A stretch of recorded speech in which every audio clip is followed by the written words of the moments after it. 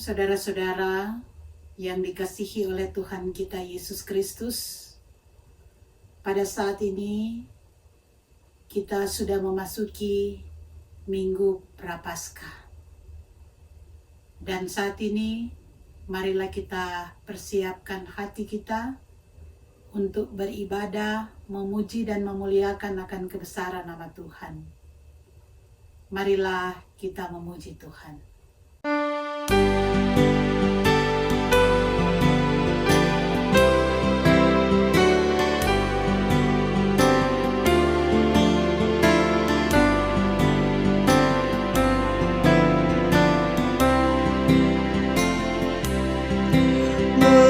Memandang salib Rajaku yang mati untuk dunia, ku rasa hancur jangkaku dan harta hilang harganya.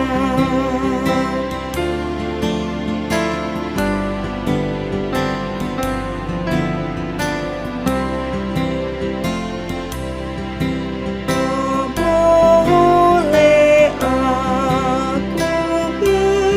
bermegang silai di dalam salibmu, ku buang nikmat dunia demi darah-Mu yang kudus.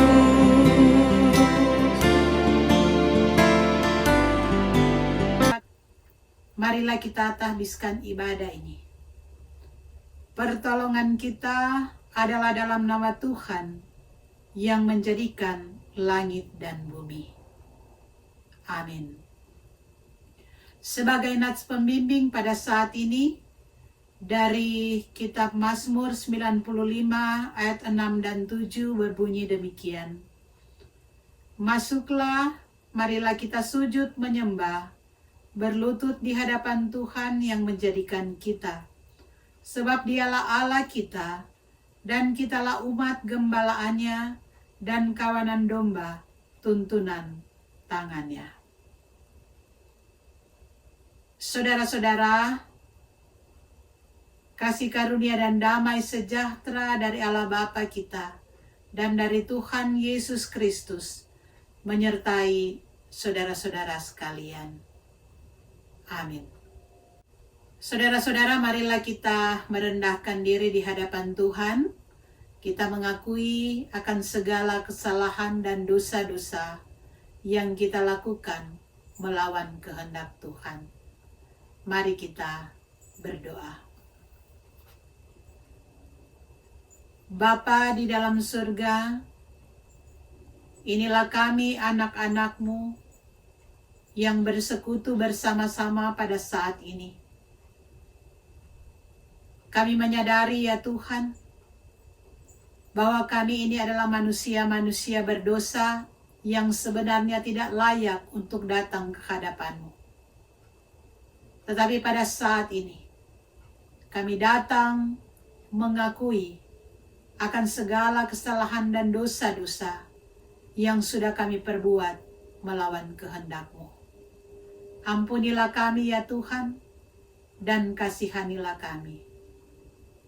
Amin. Saudara-saudara, sebagai pelayan Yesus Kristus, kami memberitakan bahwa pengampunan dosa telah berlaku dalam nama Bapa dan Anak dan Roh Kudus. Amin. Marilah pada saat ini kita memuji Tuhan.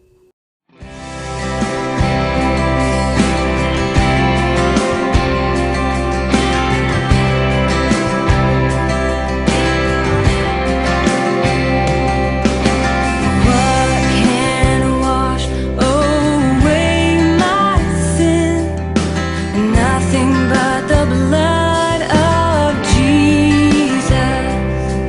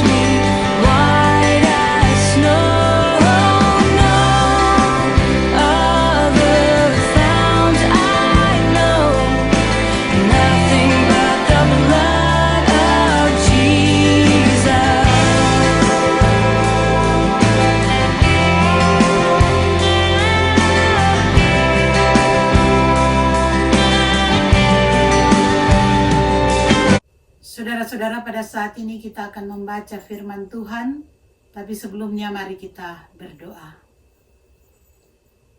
Bapa di dalam surga, inilah kami anak-anak-Mu yang rindu untuk mendengarkan firman-Mu. Kami mohon kepadamu ya Tuhan, bimbinglah kami semua dengan kuasa Roh Kudus-Mu ketika kami akan membaca dan merenungkan akan firman-Mu, agar supaya firman-Mu ini akan senantiasa menjadi pedoman di dalam kehidupan kami sehari-hari. Berfirmanlah ya Tuhan, kami siap mendengarkannya. Di dalam nama Yesus. Amin. Saudara-saudara, pembacaan Alkitab kita pada saat ini dari Injil Yohanes pasalnya yang keempat, ayat 12 sampai ayatnya yang ke-15. Yohanes 4 ayat 12 sampai 15 berbunyi demikian. Adakah engkau lebih besar daripada bapa kami Yakub yang memberikan sumur ini kepada kami dan yang telah minum sendiri dari dalamnya, ia serta anak-anaknya dan ternaknya? Jawab Yesus kepadanya, barang siapa minum air ini, ia akan haus lagi. Tetapi barang siapa minum air yang akan kuberikan kepadanya, ia tidak akan haus untuk selama-lamanya. Sebaliknya air yang akan kuberikan kepadanya akan menjadi mata air di dalam dirinya yang terus-menerus memancar sampai kepada hidup yang kekal. Kata perempuan itu kepadanya, Tuhan, berikanlah aku air itu, supaya aku tidak haus dan tidak usah datang lagi ke sini untuk menimba air. Sampai di sana pembacaan Alkitab kita pada saat ini. Hendaklah sabda Kristus dengan segala kekayaannya menetap di antara kamu, dan ucaplah syukur kepada Allah. Saudara-saudara yang dikasihi oleh Tuhan kita Yesus Kristus, pada saat ini kita sudah memasuki masa Prapaskah. Masa Prapaskah ini adalah merupakan masa persiapan kita sebelum Paskah. Saudara-saudara, masa Prapaskah mau diingatkan kepada umat agar supaya dapat menghayati kembali bagaimana seluruh pelayanan Yesus yang penuh dengan tantangan dan penderitaan-penderitaan. 6 minggu saudara-saudara kita memperingati masa Prapaskah,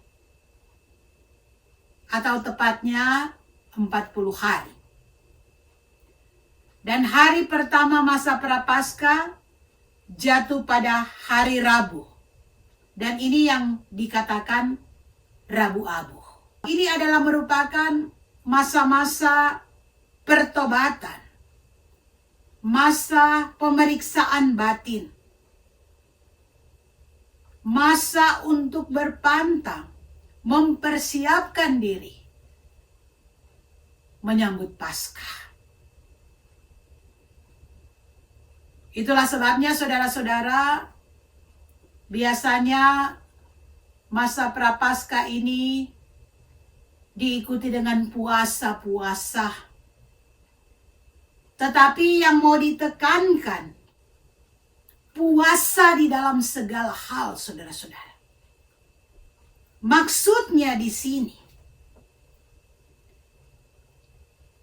pertobatan itu bukan terletak pada upacara lahiriah atau kebiasaan-kebiasaan keagamaan, tetapi pertobatan itu lahir dari hati yang dalam yang rindu untuk dibaharui. Yoel 2 ayat 13 katakan, koyakkanlah hatimu dan jangan pakaianmu.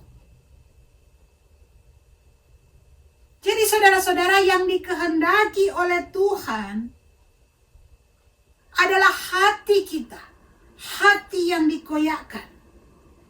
Sehingga dengan sungguh-sungguh kita datang di dalam penyesalan kepada Tuhan, datang mengakui segala dosa-dosa kita. Kita diajak untuk mengalami kasih dan pengampunan dari Tuhan. Karena kita selalu mengalami bagaimana kasih Tuhan yang selalu dinyatakan, yang selalu diberikan kepada kita dari hari ke hari. Karena hidup kita ini hanyalah kasih karunia yang Tuhan berikan bagi kita semua. Pada saat ini menceritakan tentang perjalanan Yesus dari Yudea ke Galilea, dan dia melintasi Samaria. Yesus tiba di kota Sidar, dan di sana terdapat sumur Yakub. Dan diceritakan saudara-saudara, ketika Yesus tiba di sana, Yesus merasa lelah. Yesus duduk di pinggir sumur. Jadi saudara-saudara, ketika Yesus menjadi manusia, maka benar-benar Yesus menyatakan kehidupannya 100% manusia. Yesus merasa lelah, Yesus lapar, Yesus haus, dan sebagainya, apa yang dialami oleh manusia. Itu juga saudara-saudara yang terjadi di dalam pembacaan kita. Dikatakan bahwa Yesus beristirahat di sumur Yakub. Yesus duduk di pinggir sumur. Kemanusiaannya muncul. Ketika Yesus beristirahat di sumur itu, maka dikatakan bahwa datanglah seorang perempuan Samaria yang menimba air. Nah, disinilah terjadi suatu percakapan antara Yesus dan perempuan Samaria ini. Padahal saudara-saudara, di dalam kehidupan pada waktu itu, orang-orang Yahudi tidak boleh bergaul dengan orang-orang Samaria. Karena orang Yahudi menganggap bahwa merekalah orang-orang yang benar, dan orang-orang Samaria ini adalah orang-orang yang berdosa yang tidak perlu bergaul dengan mereka. Jadi tentunya saudara-saudara, pemahaman dari orang-orang Yahudi berbeda dengan pemahaman Yesus. Saya bisa bayangkan saudara-saudara, apa yang terjadi ketika melihat hal ini, maka pasti muncul kemarahan dari orang-orang Yahudi. Karena itu banyak hal yang dilakukan oleh Tuhan Yesus yang tidak disukai oleh orang-orang Yahudi, yang dianggap melanggar hukum Taurat. Nah, saudara-saudara, di sini terjadi percakapan antara Yesus dan perempuan Samaria ini. Karena kita tahu saudara-saudara, Yesus datang ke dalam dunia adalah untuk orang-orang yang berdosa. Yesus datang ke dalam dunia adalah untuk memanggil orang-orang berdosa agar supaya mengalami pembaharuan hidup, menjadi anak Tuhan yang meninggalkan segala dosa-dosa, masuk di dalam terang Kristus. Itulah misi Yesus ke dalam dunia. Mengampuni. Tetapi Yesus juga katakan, agar supaya ketika meninggalkan dosa-dosa, tidak berbuat lagi hal yang sama. Nah, kita lihat di dalam pembacaan terjadi percakapan antara Yesus dan wanita Samaria ini. Dan disinilah menyatakan tujuan Yesus datang ke dalam dunia adalah untuk orang-orang berdosa. Yesus datang menyelamatkan orang-orang yang terhilang, termasuk menyelamatkan perempuan Samaria ini. Karena dikatakan saudara-saudara bahwa perempuan Samaria ini dia sudah mempunyai 5 suami. Bayangkan sudah 5 suami, saudara-saudara. Dan yang ada padanya pada waktu itu bukan suaminya. Kita bisa bayangkan bagaimana kehidupan dari perempuan ini.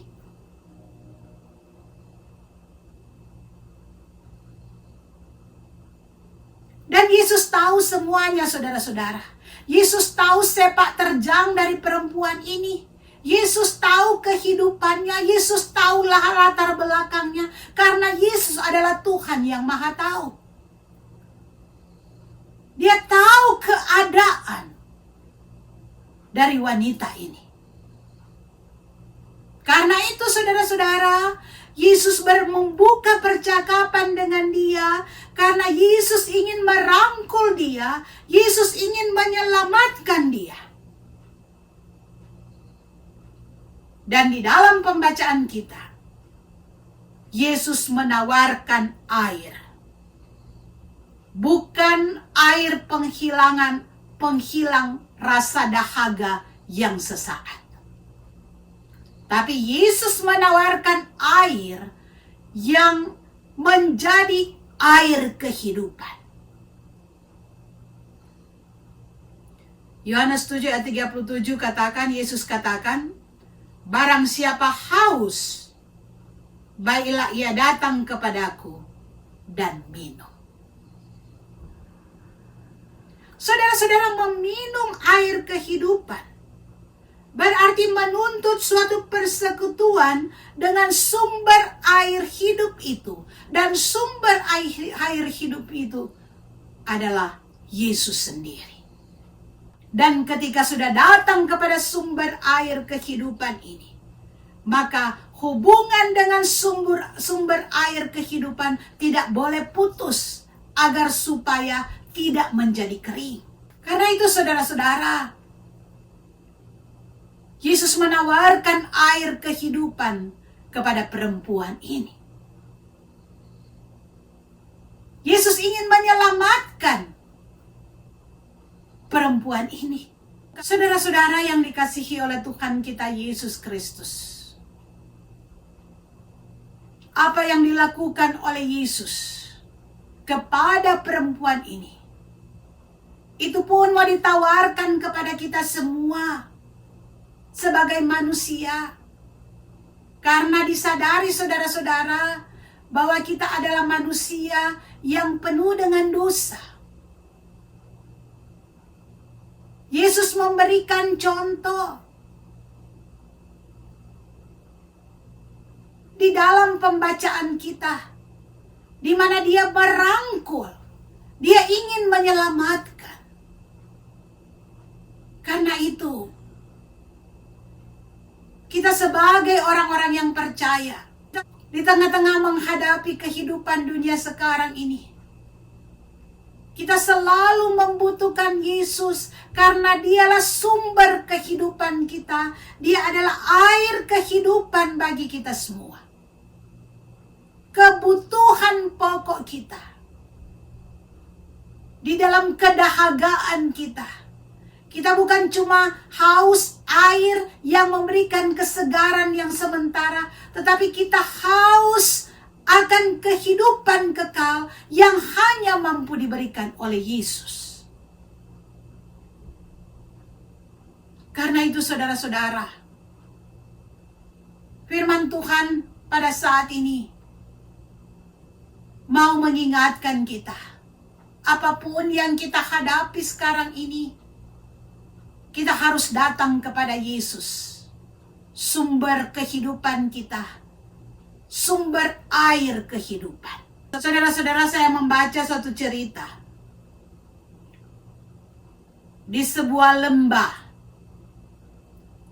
sebelah utara pegunungan Alpen yang ada di Jerman. Di situ dikatakan ada sebuah biara yang terkenal dengan mata air yang keluar dari bukit. Dan aliran air dialirkan dari sebatang pohon yang sudah dikosongkan. Sehingga pohon ini karena dalamnya sudah dikosongkan, dia sudah berbentuk seperti pipa. Jadi saudara-saudara, batang pohon itu sambung menyambung. Sehingga banyak orang yang datang pada waktu itu melihat. Tapi saudara-saudara, ada juga yang sangat menarik yang ada di sana, di samping batang pohon ini. Karena di samping batang pohon ini ada tulisan yang sangat menarik di sini. Tulisan itu saudara-saudara adalah tulisan dalam bahasa Jerman yang artinya begini, saudara-saudara. Jika ada orang yang datang dan meminum air ini, apakah mereka akan berterima kasih? Tetapi tidak apa-apa. Bagaimanapun saya akan terus mengalir. Betapa indah dan sederhana hidup saya. Saya memberi dan terus memberi. Saudara-saudara, itulah kata-kata yang menjadi pesan moral bagi mereka yang datang melihat air ini. Saya memberi dan terus memberi, walaupun orang tidak mengucapkan terima kasih. Nah, inilah ajaran-ajaran yang diberikan oleh Yesus sebagai air kehidupan kita. Yesus datang ke dalam dunia, memberikan dirinya, mengorbankan dirinya untuk kita semua sebagai manusia. Pengorbanan Yesus, saudara-saudara, sungguh sangat besar bagi kita semua. Dan Yesus mengajarkan kepada kita, sebagaimana Yesus yang mengasihi kita, maka apa yang Yesus ajarkan, Yesus teladankan untuk kita, biarlah kita lakukan di dalam kehidupan kita sehari-hari. Kita diberkati untuk menjadi berkat. Yesus adalah sumber air kehidupan kita. Biarlah air kehidupan yang Tuhan berikan kepada kita, yang mengalir di dalam kita, itu pun akan terus mengalir kepada sesama. Sehingga hidup kita menjadi berkat bagi sesama. Tuhan memberkati kita. Amin. Saudara-saudara, pada saat ini marilah kita mengucapkan pengakuan iman rasuli. Aku percaya kepada Allah Bapa yang Maha Kuasa, Khalik langit dan bumi, dan kepada Yesus Kristus, Anaknya yang tunggal Tuhan kita, yang dikandung daripada Roh Kudus, lahir dari anak darah Maria, yang menderita sengsara di bawah pemerintahan Pontius Pilatus, disalibkan, mati dan dikuburkan, turun ke dalam kerajaan maut. Pada hari yang ketiga bangkit pula dari antara orang mati, naik ke surga, duduk di sebelah kanan Allah Bapa yang Maha Kuasa, dan akan datang dari sana untuk menghakimi orang hidup dan yang mati. Aku percaya kepada Roh Kudus, gereja yang kudus dan am, persekutuan orang kudus, pengampunan dosa, kebangkitan daging, dan hidup yang kekal. Mari kita berdoa. Terpujilah Engkau ya Bapa di dalam surga, karena kami boleh beribadah, mendengarkan akan sabda firman-Mu. Biarlah kami semua boleh menjadi pelaku-pelaku firman, bukan hanya sebagai pendengar saja. Bapa di surga, pada saat ini kami mau berdoa untuk semua yang boleh mendengarkan dan boleh beribadah bersama-sama pada saat ini, dimanapun berada. Biarlah Tuhan Engkau selalu memberkati, menjaga dan melindungi. Engkau yang akan selalu memberikan kecukupan-kecukupan dalam semua kebutuhan-kebutuhan. Kami mau berdoa untuk jemaat GPIB USA. Tuhan hadir di dalam kehidupan kami semua, baik pribadi, rumah tangga, di dalam pekerjaan-pekerjaan kami. Bagi mereka yang kehilangan pekerjaan, biarlah Tuhan, Engkau yang akan selalu memberikan berkat-berkat dalam hidup mereka. Kami mau berdoa bagi yang bersuka cita, Tuhan berkati akan kesukacitaan mereka. Bagi yang mengalami berbagai pergumulan-pergumulan, biarlah Tuhan, Engkau lawat mereka, Engkau berikan penghiburan kepada mereka. Bagi yang berduka, berikan kekuatan menghadapi segala situasi dan kondisi. Kami mau berdoa ya Tuhan, bagi saudara-saudara kami yang lanjut usia, Ibu Sofice Tendagerung, Ibu Tuti Muaya, Bapak Yohanes Langgar, Bapak Tungka, di masa-masa ketuaan mereka, biarlah Tuhan yang akan memberikan penghiburan, kesehatan dan kekuatan. Kami mau berdoa juga ya Tuhan, untuk semua harapan-harapan kami di tengah-tengah persekutuan.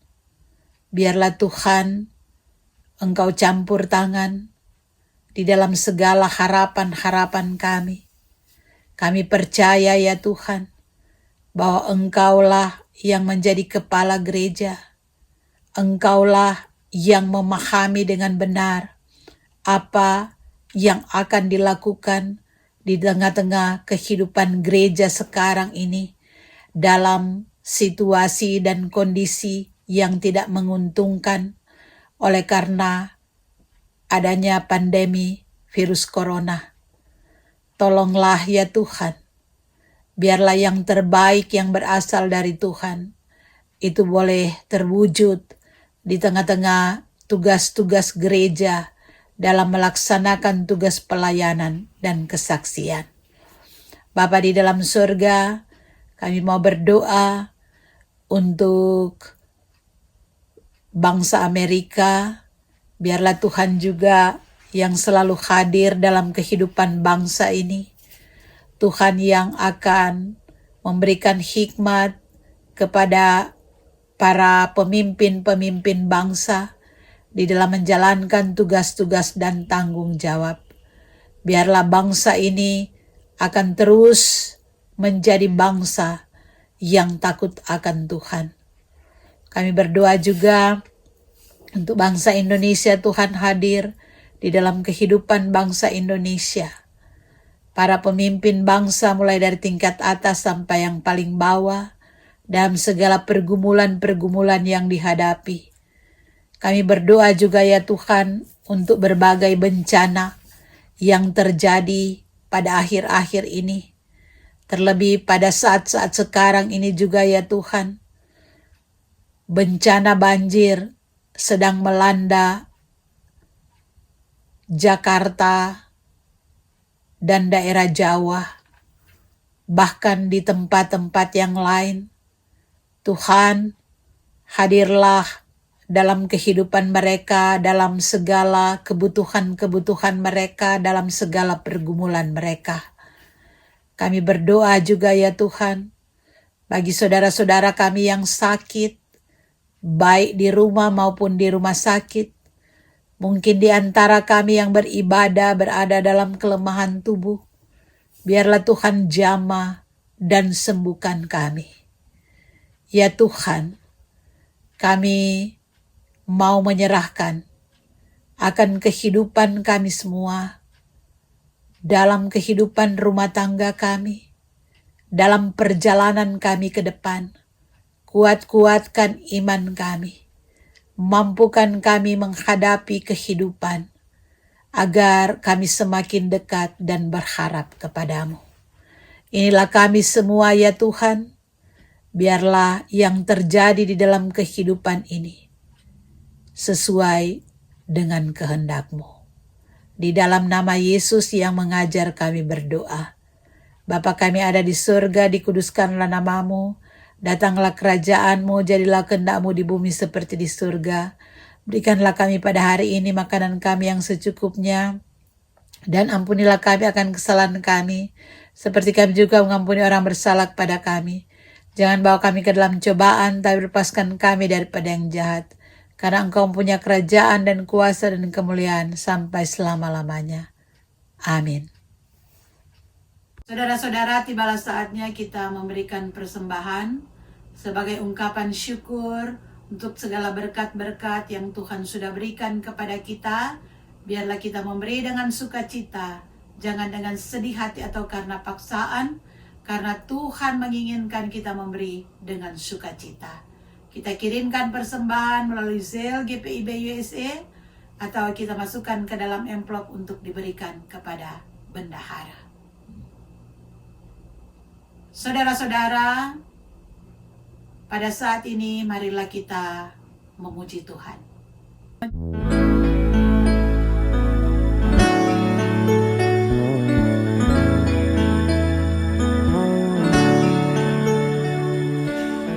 Tersembunyi ujung jalan, hampir atau masih jauh, ku dibimbing tangan Tuhan ke negeri yang tak ku tahu.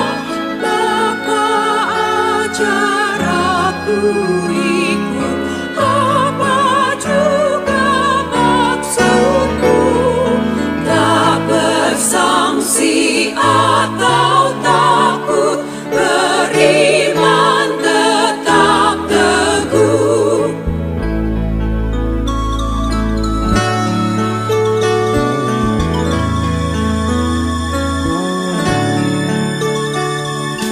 Meski langkahmu semua tersembunyi bagiku, hatiku menurut jua dan memuji kasih-Mu.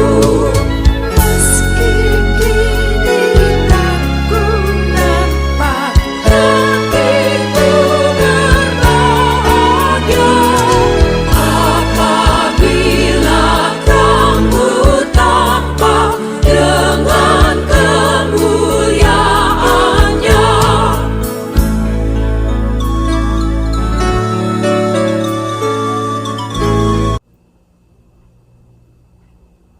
Kembalilah di dalam kehidupan, jadilah pelaku-pelaku firman, bukan hanya sebagai pendengar saja. Pulanglah dalam damai sejahtera, terimalah berkat Tuhan. Anugerah Tuhan kita Yesus Kristus, kasih Allah Bapa, dan persekutuan Roh Kudus akan selalu menyertai kita sekarang sampai selama-lamanya. Amin.